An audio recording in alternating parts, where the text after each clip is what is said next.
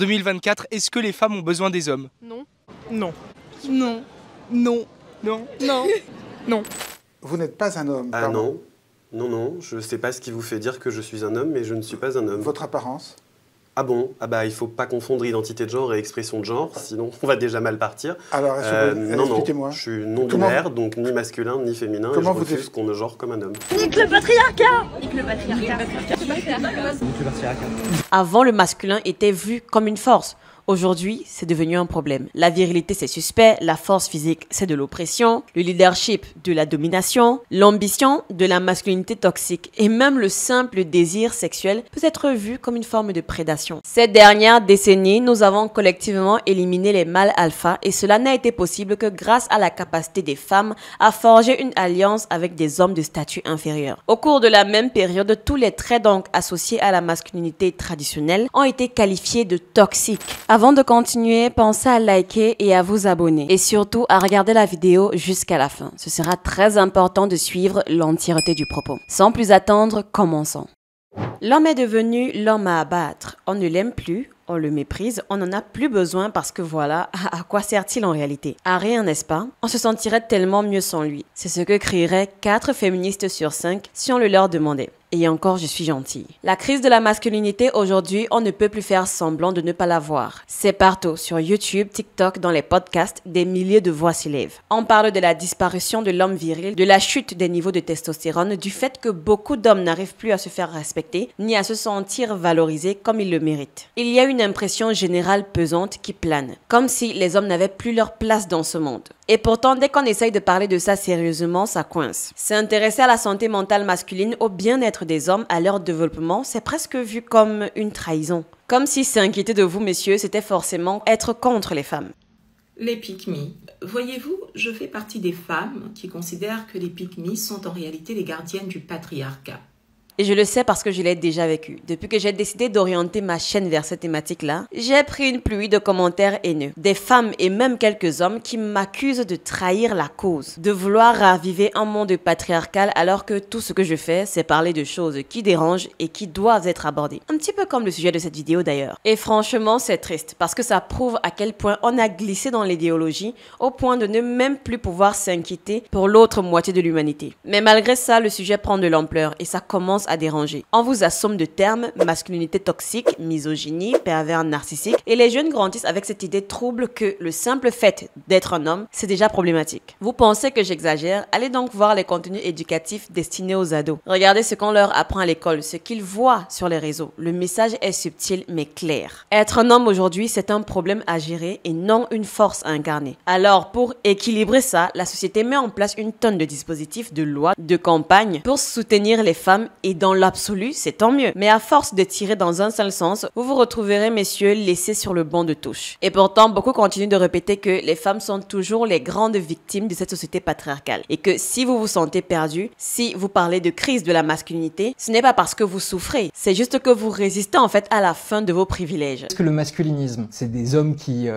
se sentent menacés par la société et surtout par les femmes et qui considèrent aujourd'hui que en fait, le féminisme a dépassé le stade de l'égalité entre les hommes et les femmes. Voilà jusqu'où nous en sommes. Et là, je vais poser une vraie question. Est-ce que ce que vous vivez au quotidien, messieurs, ressemble à des privilèges? Est-ce qu'un homme qui galère à trouver sa place, à être entendu, à se sentir utile, est un homme privilégié? Est-ce que l'homme tel qu'on le connaît, ou dirais-je tel qu'on l'a connu, a toujours sa place dans une société où doit-il, comme le diraient certaines, se déconstruire? Pendant des milliers d'années, le masculin et le féminin, c'était comme deux forces opposées mais complémentaires. Différents, parfois en tension, oui, mais toujours bien distinctes. Et c'est justement cette tension qui créait un équilibre. Aujourd'hui, on est en train de remettre en question tout cela. On vous dit que les genres, c'est juste une invention sociale, un truc artificiel qui enferme les gens dans des cases. Et cette idée, elle ne reste pas que dans les débats ou dans les mots. Elle se reflète aussi dans les corps et dans les chiffres. Je vous en avais déjà parlé dans une de mes vidéos, mais je vais le redire parce que c'est grave. En 40 ans, les niveaux de testostérone chez les hommes ont chuté de 25%. Ce n'est pas une théorie du complot, tableau, c'est un fait médical. Et quand on prend le temps d'y réfléchir, c'est flippant. Moins de testostérone, ça veut dire plus de risque de mourir, 88% de risque en plus pour être exact. Ça veut dire pour les hommes qui en souffrent, plus de maladies cardiaques, plus de diabète, plus de cancer, plus d'os fragiles, des muscles moins présents, un vieillissement plus rapide et oui, une libido en chute libre. Et encore ça, c'est le côté physique, mais mentalement, c'est l'hécatombe. Moins de testostérone, ça veut dire plus de fatigue, moins de motivation, une baisse d'estime de soi. En gros, vous perdez l'énergie vitale, le feu intérieur. Les causes, elles sont partout autour de nous. Les plastiques, les perturbateurs endocriniens, la malbouffe, le manque de sommeil, le stress non-stop, la sédentarité et l'absence de vrais défis, de vraies confrontations avec le réel. À force de vivre dans un monde aseptisé qui vous pousse à rester assis, à éviter les conflits, à ne plus transpirer,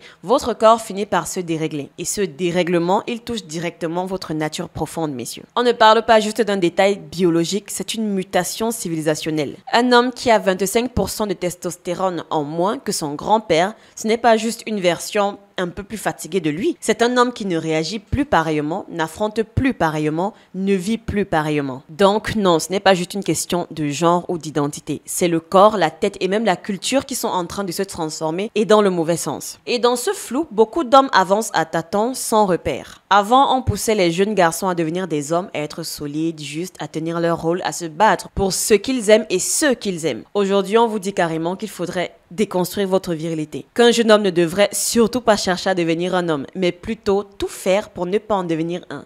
Franchement, excusez-moi, mais ça n'a pas de sens. Ça n'a tellement pas de sens, mais c'est exactement ce qu'on essaye de vous faire avaler, messieurs. Aujourd'hui, un homme ne sait plus du tout ce qu'il doit être et toute tentative de se réaffirmer est jugée suspecte ou rétrograde. Pourtant, pendant des siècles, être un homme, ce n'était pas compliqué. Tu bossais dur, tu ramenais de quoi manger, tu protégeais les tiens en point de trait. Tu prouvais ta valeur par l'effort, l'endurance, le sacrifice. T'étais un pilier. C'était dur, mais c'était clair. Et surtout, c'était respecté. Aujourd'hui, c'est devenu un vrai casse-tête. On vous demande d'être fort, mais aussi sensible. De charbonner au taf tout en faisant 50% des tâches ménagères. De gagner beaucoup, mais sans trop bosser non plus, parce qu'il faut du temps pour la famille. D'exprimer vos émotions, mais surtout pas de colère, sinon on vous colle une étiquette. En gros, chaque qualité attendue chez vous vient avec son contraire. Et si vous ne cochez pas toutes les cases, pas de souci. Il y aura toujours une voix féministe bien placée pour vous rappeler que, de toute façon, les hommes, on n'en a plus besoin. Et à ceux qui vont sauter en commentaire en me disant non, c'est exagéré, je dramatise, je leur dis juste un truc. Ouvrez les yeux. Regardez ce qui est liké, partagé, célébré. Ces discours-là, ils ne sont pas marginaux. Ils sont désormais mainstream. Aujourd'hui, une grande partie des jeunes femmes, surtout dans les pays développés, revendiquent haut et fort leur indépendance. Elles veulent leur liberté financière, elles repoussent le mariage et surtout,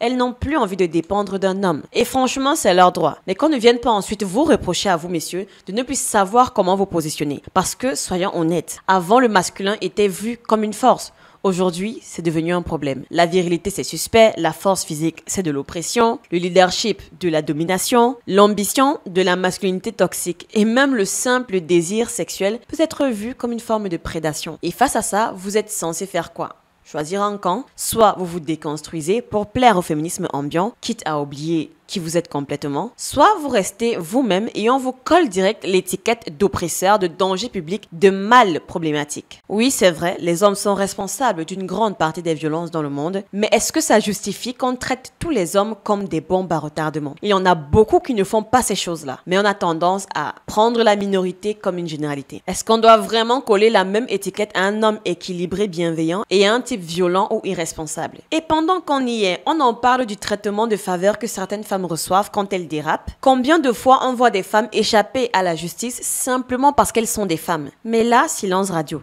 Étrangement, il n'y a plus personne pour réclamer l'égalité. Et dans le même temps, dans la pop culture, les figures masculines solides, viriles mais saines disparaissent petit à petit. À la place, on a quoi? Soit des mecs totalement passifs qui disent oui à tout, même quand leur partenaire leur chie dessus. Soit c'est le cliché du mec violent, paumé, alcoolique, qui gueule parce que voilà, sa bouffe n'est pas prête à temps et chaude comme il aime. C'est comme si entre ces deux extrêmes, il n'y avait plus rien. Comme s'il n'existait pas mieux en fait, un juste milieu. Comme si la société refusait de vous montrer qu'il existe un un autre modèle. Un homme fort et respectueux, un homme qui sait poser des limites sans être brutal, un homme avec de l'ambition mais sans besoin d'écraser les autres. Mais non, on préfère vous faire croire que ce type d'homme n'existe pas, ou alors qu'il n'est plus souhaitable. Au contraire, même je dirais, on ne veut plus de cette image masculine et on fait tout pour la remplacer. C'est désormais les hommes bêta, comme diraient certains, qui sont mis en avant. Le lien entre les hommes et les femmes est en train de se transformer en rapport de force. Alors, qu'est-ce qui n'a pas marché? Dans cette vidéo, je vais essayer de proposer une explication possible à ce phénomène. Cette explication, à mon avis, n'est qu'une partie de l'entièreté du problème, mais pour des raisons de temps, on ne va aborder que celle-ci. Pour comprendre ce qui suit, la meilleure analogie que j'ai eu à trouver pour expliquer ce qui vient est la série télévisée Survivor. C'est de cette série télé-réalité que s'est inspiré Koh-Lanta par exemple. Donc, pour que vous soyez tous à la page, vous pouvez assimiler cette série, en fait, Koh-Lanta à sa version française. Déjà, je ne suis pas très fan de télé-réalité, mais celle-ci explique assez bien ce qui se passe dans nos sociétés actuellement. C'est un jeu pour la survie, mais bien que cela soit le cas, le gagnant n'est jamais le plus fort, mais celui qui sait comment utiliser ses cartes. Et je vous avoue que du point de vue de la psychologie sociale, c'est fascinant à regarder. Gagner la partie dépend de sa capacité à adapter correctement un système de stratégie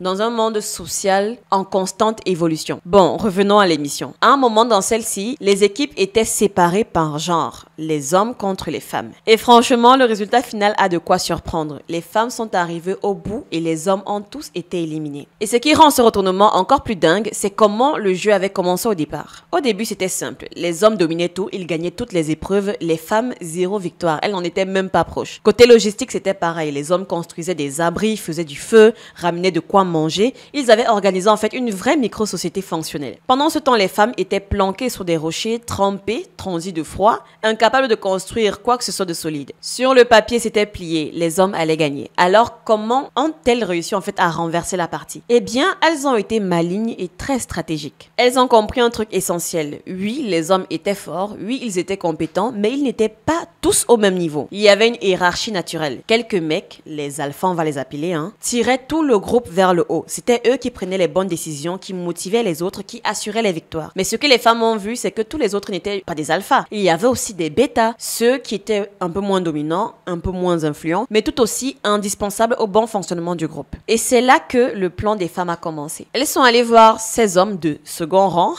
et leur ont dit, voilà, on a compris, on est foutus, vous avez gagné. Mais réfléchissez bien. Une fois qu'on sera partis, nous les femmes, qui seront les prochains sur la liste? Eh bien, ce sera vous. Vous pensez vraiment que les alphas vont vous laisser tranquille? Bah non, vous êtes les suivants. Alors pourquoi pas les éliminer maintenant ensemble? Un discours logique, mais aussi sacrément bien emballé. Parce qu'elles n'ont pas fait que les raisonner. Elles ont touché une corde sensible. Elles ont sorti la carte de la détresse, ont joué la pitié, ont montré leur vulnérabilité. Et les bêtas ont mordu à l'hameçon. Ils ont commencé à partager leur feu, leur bouffe, à protéger leurs concurrentes alors que c'était un jeu d'élimination. Et puis, elles ont monté d'un cran. Elles ont commencé à flirter. Sous-entendu, quand les alphas seront dehors, peut-être qu'on pourra s'installer avec vous. Ce serait d'autant plus sympa, n'est-ce pas? Et là, les bêtas ont craqué. Ils ont rejoint leur camp directement. Et ensemble, ils ont commencé à saboter les alphas, d'abord en douce, puis en mode rébellion ouverte. Et devinez quoi? Ça a fonctionné. Les alphas ont été éliminés un par un, mais l'histoire ne s'arrête pas là. Une fois que les femmes ont eu ce qu'elles voulaient, elles ont rompu l'alliance et elles ont mis les bêtas dehors. Ils n'étaient plus utiles, plus nécessaires. Ce qu'ils redoutaient est précisément ce qui leur est arrivé, à cause de leur propre trahison. Et c'est comme ça que les femmes ont gagné, pas en affrontant directement, pas par la force, mais en jouant sur la peur, la pitié et le désir. Un mélange redoutablement efficace. Plutôt intelligent, n'est-ce pas? Malin, sournois mais efficace. Et peut-être que ça vous rappelle quelque chose d'actuel. Je me trompe? Voilà, à mon avis, la meilleure explication de la présence d'autant d'hommes bêta sur le feu des projecteurs. Ces dernières décennies, nous avons collectivement éliminé les mâles alpha et cela n'a été possible que grâce à la capacité des femmes à forger une alliance avec des hommes de statut inférieur. Et comme dans la télé-réalité, cela s'est largement fait par la manipulation des émotions, notamment à travers le concept de masculinité. Au cours de la même période, tous les traits donc associés à la masculinité traditionnelle, la ténacité, la force, le stoïcisme, ont été qualifiés de toxiques. Des jeunes influençables, généralement encore en quête de qui ils sont et qui comptent beaucoup sur l'approbation extérieure pour y parvenir, ont été élevés avec une idée de ce qui fait la qualité d'un homme presque entièrement construite par les femmes. On le voit clairement dans le langage humiliant employé par les femmes. Un véritable homme se définit toujours par sa relation avec les femmes, jamais par lui-même.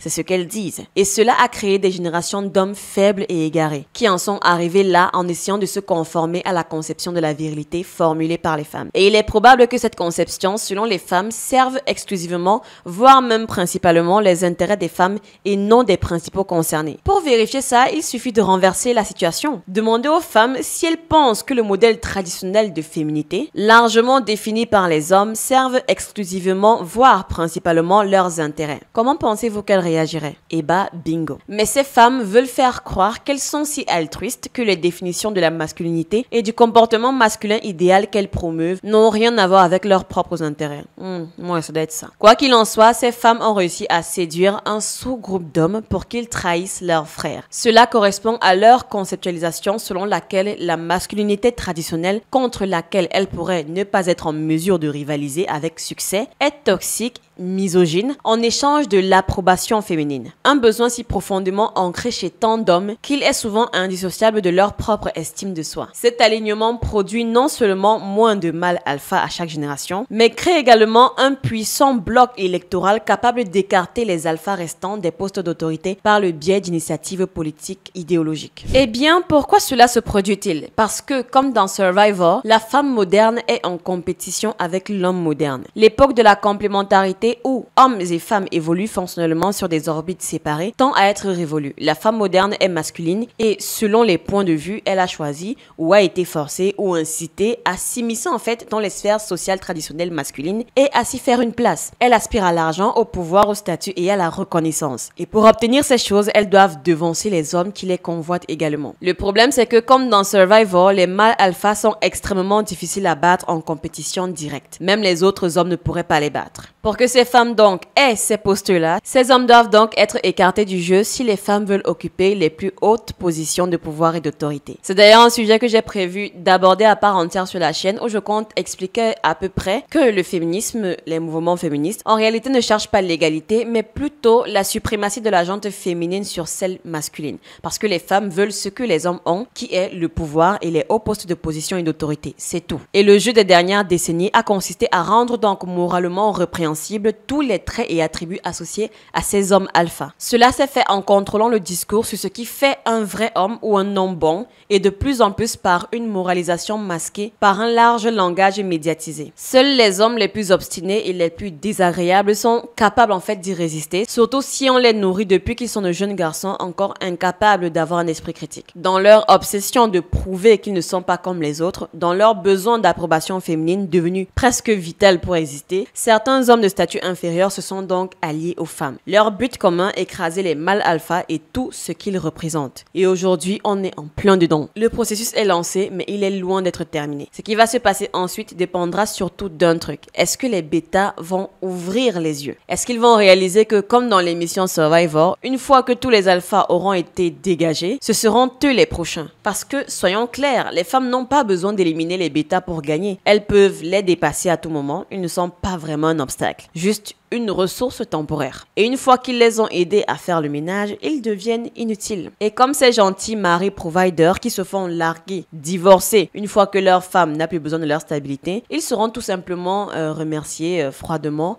poliment mais sûrement. Il ne faut pas se tromper. Le féminisme actuel est en compétition directe avec les hommes. Et si la confrontation frontale ne suffit pas, alors on passe en mode guérilla. Flatter, manipuler, séduire, culpabiliser, tout est bon. Après tout, c'est bien connu. Tout est permis en amour comme à la guerre, non? Mais la vraie question, ce n'est pas juste est-ce qu'elles vont gagner. La vraie question, c'est que se passe-t-il après? Parce que si on reprend l'analogie de Survivor, même après avoir pris le pouvoir dans le camp des femmes ne fonctionnait pas mieux. Même en ayant évincé tous les alphas, elles n'avaient pas les compétences ni l'organisation pour faire tourner le village. Mais bon, dans le jeu, peu importe, n'est-ce pas? Ça s'arrête une fois qu'on a gagné et il n'y a plus rien à gérer après. Sauf que dans la vraie vie, le jeu continue. Il devient même plus exigeant une fois qu'on est aux commandes. Et c'est là où je veux en venir. Le but n'est pas de savoir si les hommes ou les femmes doivent dominer. Le but, c'est de mettre aux commandes ceux qui sont les plus capables, les plus lucides, les plus responsables responsables, peu importe leur genre. Parce qu'à la fin, ce n'est pas une guerre des sexes qui nous sauvera. C'est une alliance entre les meilleurs des deux mondes. Je me trompe peut-être, mais je pense que l'objectif de cette vidéo, ce n'est pas pour créer la guerre. C'est juste pour proposer un peu de clarté dans un monde qui commence à en manquer cruellement. Parce que je crois sincèrement au rôle précieux, indispensable, que l'homme tel qu'on l'a connu doit jouer, à condition qu'il le reprenne en main avec lucidité, force et dignité. Et si ce genre de contenu vous parle, si vous sentez qu'il y a quelque chose à reconstruire ensemble, alors pensez à liker, à vous abonner et à activer la cloche pour ne rien rater. Pour ma part ici, je continuerai à vous parler vrai, sans masque, sans détour. Prenez soin de vous et à très vite. Ciao.